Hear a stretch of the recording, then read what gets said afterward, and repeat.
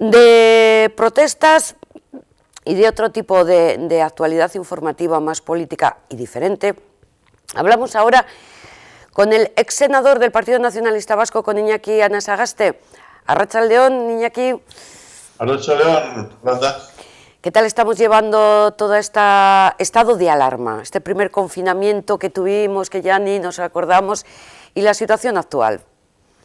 Bueno, pues confinado y todo. Yo tengo un sótano que estaba ahí cargado de cajas y de papeles que no tocaba, y entonces me estoy dedicando a abrir cajas, ordenar papeles, entregar papeles a Fundación y Archivo, y me lo estoy pasando pipa, arreglando cosas, y bueno, muy bien, muy bien. Y casi diríamos preparando algún libro nuevo, ¿no? No, de momento no. Tengo uno que se llama Asesinato en el Senado, que tiene relación con Carlos del Castillo y que puede ser interesante desde el punto de vista de la abolición foral y ese tipo de cosas, dándole un poco de actualidad. O sea, una novela histórica en la actualidad. Novela histórica, ya tengo el asesino, ya tengo la circunstancia, además contando cosas que me pasaron y que conocí cuando estuve en el Senado y cuando estuve en la mesa, a raíz de un cuadro que había aparecido en el Senado cuando era una especie de almacén del movimiento, ¿no? Y entonces un marqués que pidió que le volvieran el cuadro y que la mesa se negó, pero yo dije, ¿por qué se le va a negar el cuadro al marqués? Si nosotros estamos pidiendo que nos devuelvan cosas, ¿por qué el marqués no puede pedir su cuadro? Y se le devolvió el cuadro al marqués, ¿no? Y entonces a raíz de eso, pues estoy construyendo una especie de trama policíaca interesante. Iñaki Anasagasti fue reconocido azote del gobierno y senador revelación durante tu época allí en el Senado, en Madrid. Bueno, y en el Congreso, los periodistas dan al año pues un premio, ¿no? Al mejor orador, al mejor azote del gobierno, la pregunta más pues ingenua, la más importante, la más interesante. Bueno, ese tipo de cosas, sí me dieron, pero claro, no es un mérito porque cuando uno lleva 30 años en el Congreso y en el Senado, pues que le den un premio de vez en cuando, pues claro, yo creo que es un premio de consolación. Bueno, pero nunca está de más, siempre gusta. Por cierto, ¿cómo estás viendo la actualidad política en el Congreso y en el Senado? O sea, ¿no está excesivamente crispada? Sí, está muy bronca además, pero yo creo que Pablo Casado, a quien conozco, porque he convivido con él en una comisión donde viajábamos, fíjese qué gente estábamos en esa comisión. Pedro Sánchez, Cayetana Álvarez de Toledo, Pablo Casado y otros más, y yo mismo, ¿no? Y entonces era una comisión europea y cada 6 meses viajábamos. Nos conocíamos, por tanto le conozco a Pablo Casado bastante bien, ¿no? Porque en los viajes es cuando se conoce a la gente. Y bueno, pues me está sorprendiendo, pero a mal, porque estamos al inicio de la legislatura, tenemos un problema que la pandemia, que el culpable no es el gobierno, sino el virus que no sabe de fronteras, y sin embargo la posición que está haciendo tan a tumba abierta por parte de Pablo Casado significa que no sabe algo que es fundamental en política, que es jugar con los tiempos. Y está jugando muy mal con los tiempos. Está haciendo cada intervención lo mismo, ¿no? Parece una moción de censura. ¿Que hay que criticar al gobierno? Por supuesto, pero hay que criticarlo pues, con opciones constructivas, pero no de esta manera tan a tumba abierta. A nosotros, bueno, a mí personalmente quien más me ha llamado la atención también es Cayetana. Yo pensé que era nueva en la política, pero por lo que acabas de comentar, en aquella época ya estaba contigo, con Pedro Sánchez, con Casado, pero vamos, tiene un lenguaje duro, que no se corta para nada, ¿eh? Pero Cayetana en aquel momento sí estaba en la política, pero estaba en contra de Rajoy, que era su jefe de partido, por eso no hablaba mucho. Sí escribía y se metía con el propio gobierno del Partido Popular. Por tanto, para la gente que más o menos le conocíamos, sabíamos que era una especie de lengua como no viperina, sino vespertina, de esas que de vez en cuando lanza una dosis de veneno, ¿no? Y la verdad es que está haciendo una posición muy a tumba abierta, que ese tipo de personajes, he visto muchos, son utilizados en un momento determinado en la política, pero cuando al jefe en un momento determinado le interesa cambiar el registro, pues los mandan a la basura. Y yo creo que Cayetana, con este criterio y con esta forma de proceder, no me da la impresión de que va a durar mucho tiempo para un PP centrado, si es que el PP quiere algún día volver a gobernar. Igual es que a Casado también le queda poco tiempo dirigiendo al PP. Bueno, si gana Feijóo en Galicia con mayoría absoluta, que parece que puede ganar, Feijóo es un personaje en la reserva que va a demostrar que se puede ganar las elecciones sin insultar al personal.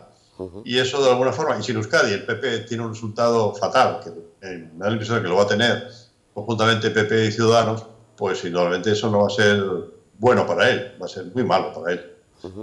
Siguiendo con este análisis de partidos políticos allí en Madrid, ¿la presencia de Vox seguirá siendo residual o se auguran cambios a mejor o a peor?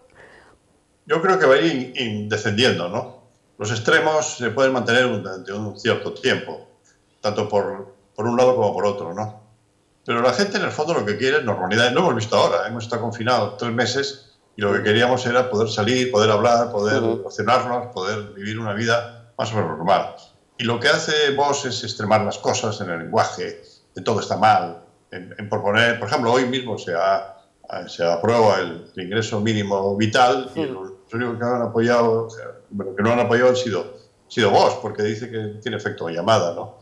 En Euskadi funciona desde hace 31 años, ¿no?, el salario social, y sin embargo no tiene efecto de llamada, sino simplemente subvenir las necesidades de la gente que no tiene absolutamente nada. Pero si tú no tienes corazón en política, pues lo tienes claro. Y el PNV está sabiendo jugar muy bien sus cartas, ¿no? Yo te apoyo, transferencia por aquí, gestión del ingreso mínimo vital para Euskadi. Bueno, pero es que yo creo que la política es negociación, ¿no? Y además, bueno, tenemos una situación privilegiada, ¿no? Porque somos un partido serio, pero cuando se dice eso, no, barren para casa, pero barrer para casa, esa casa es en Euskadi. Y además es un estatuto, el vasco, que está sin cumplir, que es una ley orgánica que se tiene que cumplir. Que aprovechemos la coyuntura para que se cumpla una ley, pues encima nos tenían que poner una medalla, pero no echamos en cara diciendo que es un privilegio, todo lo contrario. Se está cumpliendo la ley y estamos aprovechando la coyuntura. A mí me hubiera gustado, yo tuve alguna posibilidad en el año 96, cuando hicimos el pacto con Aznar, pues aflojamos mucho de aquellas transferencias y logramos algunas importantes, sobre todo con el tema del concierto económico, pues cuando nos necesitaron, porque en Madrid si no te necesitan, no te hacen caso ni te miran a la cara. ¿Y Pedro Sánchez es de fiar? Porque ahora dice al PNV todo sí, sí, sí, y luego a lo mejor cuando ya no lo necesite se olvida. Bueno, Pedro Sánchez está rodeado también, ¿no?, de gente en la Moncloa que le dicen cosas que no son demasiado convenientes, pero si es de fiar o no de fiar, está seguro que si no incumple lo que nosotros de alguna manera suscribimos con él, va a perder una votación. Y entonces, entre perder una votación o no perderla, pues hombre, me da la impresión de que va a tratar de mantener al PNV como socio preferente. ¿Te gustaría estar activo ahora en el Congreso y poder responder a las intervenciones, por ejemplo, de Iglesias? Bueno, a uno siempre, en política, uno si es político de verdad y si es de raza, pues le gusta estar en la pomada, pero uno también se da cuenta de que tiene que haber nueva gente. Yo creo que los actuales lo están haciendo muy bien, pero yo sigo haciendo mi política con mis blogs y con mis escritos y con mis intervenciones en radio y en televisión. Por lo tanto, eso es una manera también de hacer política. Ahora digo que estoy haciendo política. Bueno, sí, porque estamos haciendo todo un análisis político de la situación de Madrid y de la actualidad del rey emérito. Yo ya sé que has escrito como libros, la monarquía protegida por la censura y jarrones chinos. Más o menos sí. Están centrados en el tema de la monarquía española. Y otro, un libro que tengo ahí que se llama Una monarquía nada ejemplar, porque si la monarquía tiene que ser algo, tiene que ser ejemplar. Si no es ejemplar, pues, y ni es útil ni es ejemplar, pues entonces ¿para qué sirve, no? ¿Y qué va a pasar con el rey emérito, Iñaki? Bueno, pues indudablemente él dice que lo tiene que conllevar esta situación. Sí, yo no creo que devuelva lo robado, no creo que pase por la pena del banquillo y no creo que lo encarcelen. Lo que pasa es que va a llevar a la tumba pues el desdoro de acabar un reinado que podía haber, desde el punto de vista español, pues bueno, haberse puesto muchas medallas por haber sido el puente entre la dictadura y la democracia, pero después de esto, pues indudablemente la gente no va a querer hablar de él durante una buenísima temporada. Y le va a hacer daño a la imagen de la monarquía, bueno, a pulso además se lo han ganado. Y el sentimiento republicano va a crecer, pero no creo que llegue a más. No creo que llegue a más la clave la tiene el Partido Socialista, porque si fuera solamente un rey de la derecha, pues tendría los días contados. Pero si es un rey que está apoyado por el Partido Popular, por Vox, por Ciudadanos y por el Partido Socialista y por medios de comunicación, pues le darán su reprimenda, pero al final pues no va a pasar nada, desgraciadamente, porque yo creo que es muy grave lo que ha hecho. Pero el Partido Socialista siempre se ha definido como republicano. No, se definían como juancarlistas. Y yo les decía, bueno, vamos a ver, y cuando desaparezca Juan Carlos, ¿vais a hacer qué? ¿Felipistas? ¿De Felipe González o de Felipe VI? Y entonces, claro, era una pregunta que me decían, no nos hagas esas preguntas. Porque, claro, ellos eran más de circunstancias, ¿no? Ellos tenían la argumentación de que ellos eran republicanos, es un partido republicano, nadie lo pone en duda, pero que totalmente la monarquía pues había cumplido su papel. Había sido pues ni árbitro ni moderador, es decir, no se había metido demasiado en política, había representado los intereses españoles entre comillas, porque nunca sabemos si el rey efectivamente era un embajador o era un comisionista, que yo creo que era más un comisionista que un embajador, y bueno, tampoco les molestaba demasiado. Por tanto, quieren que no se toque demasiado ese balón.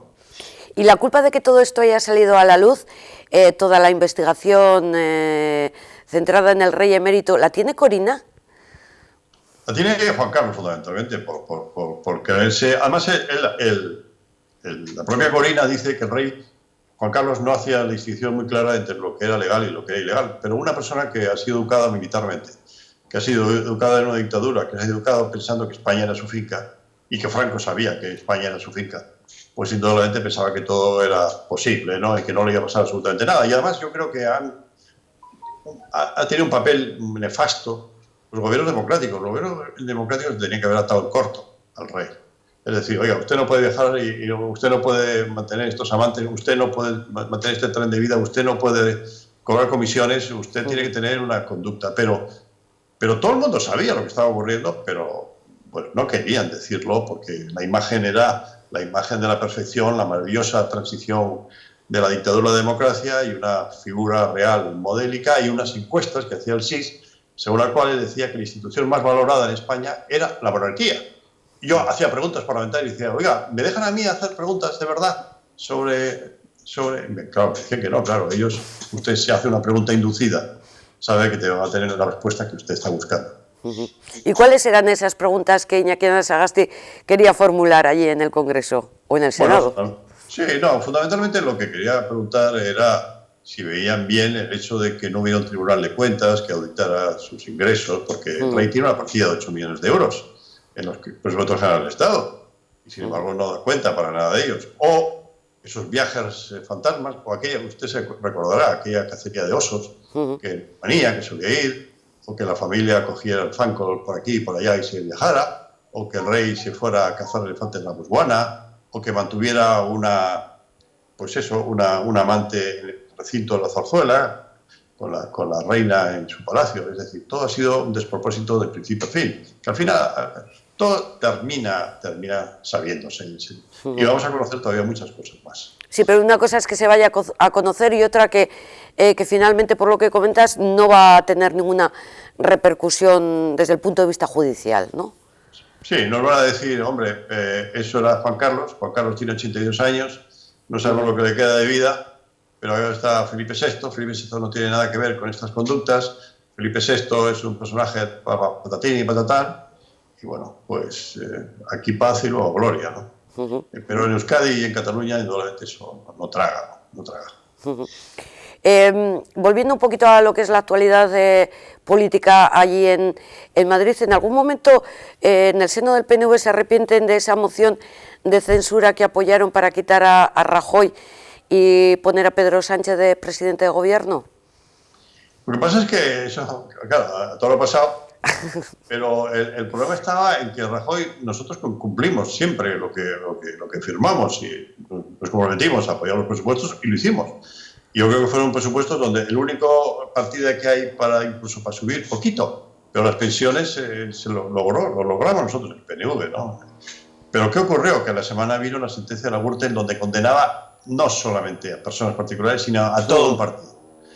Y eso tenía una sanción social. La gente no toleraba que estuviéramos soportando a un gobierno en el cual presidente Rajoy decía que no se había enterado de nada, absolutamente de nada. Entonces eso no se lo quería a nadie. Entonces, claro, era una situación muy incómoda y al final, lógicamente, apoyamos la moción de censura. Y como experto conocedor, ¿qué se augura para las próximas elecciones autonómicas de julio? Hombre, yo creo que fundamentalmente el ciudadano vasco lo que quiere es seguridad. Después de lo que hemos pasado, de los índices de paro, la situación económica tan precaria, y quiere que haya gente experta que le hable claro y que le diga, vamos a salir de esta, pero si tenemos que hacer esto, esto y esto. Que no haga demagogia, porque ahora se está haciendo mucha demagogia, sobre todo aquellos partidos que están en oposición, con todo su derecho, critican todo lo habido y por haber, no encuentran argumentos y tienen fórmulas mágicas. Aquí no hay fórmulas mágicas.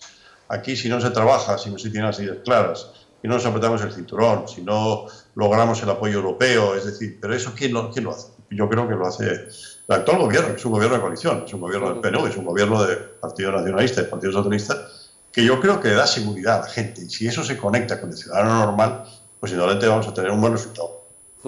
Y la relación con EH Bildu, esta relación de primos que nunca llega a cuajar. Bueno, de primos no, hay primos y primos, ¿no? Más de Caín y Abel a veces, ¿no? Porque claro, ¿qué pasa con Bildu? En primer lugar, yo creo que Bildu no existe, ¿no? Y la prueba está en que Bildu es un conglomerado donde está EA y fíjese lo que está pasando con EA. Es decir, es Sortu disfrazado, que es un autobús donde metió metió a EA y metió Alternativa y metió a la RAD, pero como en la Gargantúa, ¡plac!, se los ha comido todos y se ha quedado Sortu. La prueba está en que el secretario general es de Sortu y el coordinador es Arralotegui, que es de Sortu también, ¿no? Pues con el tema de las pintadas, ¿no? Que no les produzca ningún estremecimiento, diga, no, eso no tiene que ver nada con eso, eso es ATA, que nos hace mucho daño a nosotros. Oiga, mire, cuando se han pintado 44 bachoques, no sé cuántos se han pintado, y casas del pueblo, y el portal de la señora Mendía pues ha sido ensuciado y se la ha acusado de asesina y se le ha puesto poco menos que una diana, pues indudablemente las relaciones no pueden ser buenas, porque no tienen valentía, no tiene valentía. Y además una cosa, a mí me indigna muchísimo que se esté poniendo... Patxi Ruiz tiene todos los derechos como ciudadano normal a tener pues, un tratamiento adecuado, pero Patxi Ruiz es un asesino. Patxi Ruiz mató en un comando de 3 personas a Tomás Caballero. Tomás Caballero era un padre de 5 hijos, había sido alcalde accidental de Pamplona, había izado la Icorreña, era un hombre de bien, recibió de lujo y lo mataron como un perro. No me pongan a este señor diciendo que es un Gudari, pero esta gente, ¿por qué no denuncia este tipo de cosas? Diciendo, oiga, mire, nosotros no tenemos nada que ver con este mundo. ETA acabó, pero también acabaron las pintadas y acabó todo lo que es intimidación y extorsión. Pero, sin embargo, no tienen valentía política, están rehenes de su pasado, tienen que romper con su pasado, tienen que hacer su perestroika, si no lo hacen muy mal. Nosotros no tenemos nada que ver con ese mundo. Ha quedado claro esta intervención. Por cierto, mañana hablaremos con Miguel Ángel Revilla. ¿Quién tiene más interés en esta movilidad entre comunidades, Urkullu o Revilla? Bueno, vio usted el otro día como el Endacari le llamaba a Miguel Ángel, Sí. le llamaba a Chivite María y le llamaba Concha. Es decir, ha habido una relación incluso personal. Yo creo que hay muy buena relación y además tiene que haberla, ¿no?, entre Cantabria y la Comunidad Autónoma Vasca y entre Vizcaya, ¿no? Y yo estuve con Revilla el último día cuando se declaró el confinamiento. Fui con mi hermano a Santander porque cuando cayó el gobierno vasco, el Endacari Aguirre pues, estuvo 2 meses en Santander, en una casana en Cabo Mayor. Y entonces yo quería ver esa casa, si existe. Y efectivamente hablé con Revilla y Revilla me dijo, vente para acá. Y estuvimos los dos y nos enseñó la casa, muy simpático, nos invitó a comer además. Es decir, que Revilla es un personaje muy curioso, pero que quiere mantener relaciones buenas con Euskadi. Yo creo que eso es bueno, que tener buen vecindario y llevarse bien con el vecindario, yo creo que es un mérito, ¿no? Hombre, yo creo que sus años de estudio en la Universidad de Deusto también le habrán marcado, le habrán dado un poco también el toque vasco. Sí, no, él siempre se jacta, nos contó cantidad de aventuras, dónde vivía, incluso que tuvo relación con Xavi Etxebarrieta, fíjense, uno de los fundadores de ETA, lógicamente, antes de morir, Y bueno, pues las cosas que hacía, y además creo que usted le va a entrevistar dentro de poco. Mañana mismo. Pues fíjese, ¿no? Yo creo que eso está muy bien, ¿no? Porque eso denota que él no hace distinción entre dar una entrevista a la BBC a estar en el programa de La Sexta, a estar en Tele7 o ir a lo que sea. Es decir, que bueno, él es un comunicador.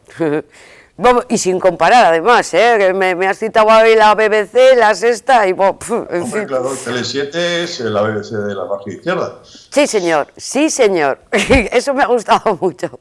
Por cierto, ¿y no consiguió anchoas de Revilla?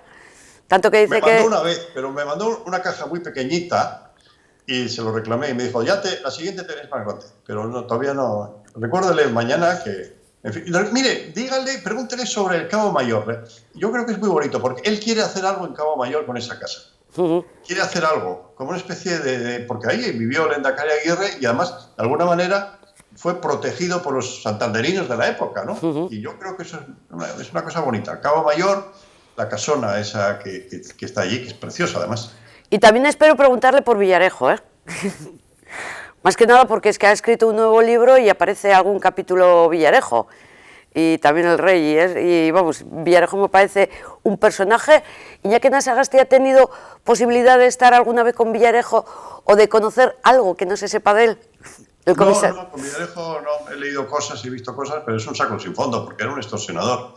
Un saco sin fondo. Sí, he estado con el jefe del CNI, que me hablaba perrerías de Villarejo, es decir, porque había mucha pique entre lo que era el CNI, que es un servicio de inteligencia del Estado, y Villarejo, que fundamentalmente era pues, un investigador y un extorsionista del mundo policial y de la Guardia Civil, ¿no? Y eso siempre son piques continuos. Bueno, pues esa es otra de las historias. Iñaki Anasagasti, esperamos que puedas estar con nosotros aquí en la mesa de Tele7 hablando sobre la historia de Euskadi, como solíamos hacer, que si el 23F, que si la República, que si el Pacto de Santoña, que siempre se nos queda por ahí, nunca conseguimos llegar al Pacto de Santoña. Bueno, encantado, Yolanda, por el Pacto de Santoña, pues hablamos cuando tú quieras, y no solamente de eso, sino de lo que tú quieras, porque yo creo que todo es política. La gente dice, yo no me meto en política, ¿cómo que no? Política que no haces, política que te hacen, todo es política. Todo es política, la de ahora y la de antes también, porque hay que aprender de lo de antes. Iñaki Anasagasti, muchísimas gracias, un beso y un abrazo muy fuerte y bueno, esperamos que, como decíamos, que pronto puedas estar aquí en nuestros estudios de Tele7. Gracias. Yolanda, con mucho cariño, y no te acuerdes de Revilla, lo de Cabo Mayor, que yo creo que tenía mucho interés. Ya me lo he apuntado, no será la primera, pero sí alguna de las preguntas.